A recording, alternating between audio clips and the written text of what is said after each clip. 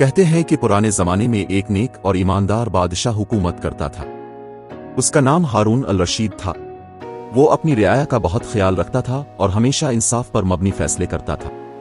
ایک دن بادشاہ ہارون الرشید بھیس بدل کر شہر میں گھوم رہا تھا تاکہ لوگوں کے حالات جان سکے۔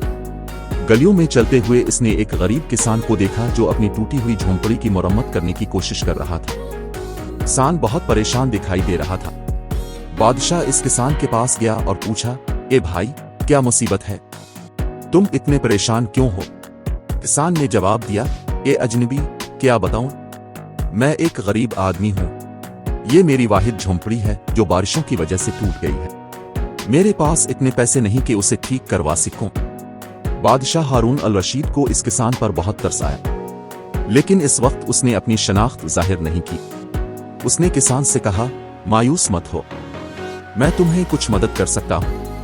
بادشاہ نے اپنے پاس سے کچھ اشرفیاں نکال کر کسان کو دیں اور کہا، یہ لو، ان سے اپنی جھونپڑی ٹھیک کروا لو۔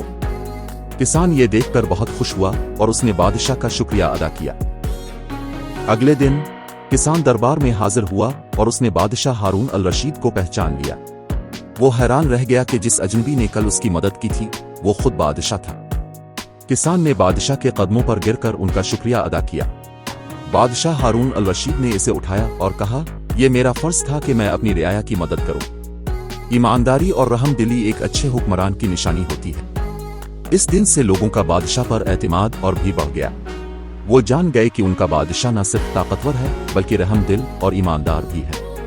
یہ ایک سچا قصہ ہے جو ایمانداری اور رحم دلی کی اہمیت کو ظاہر کرتا ہے۔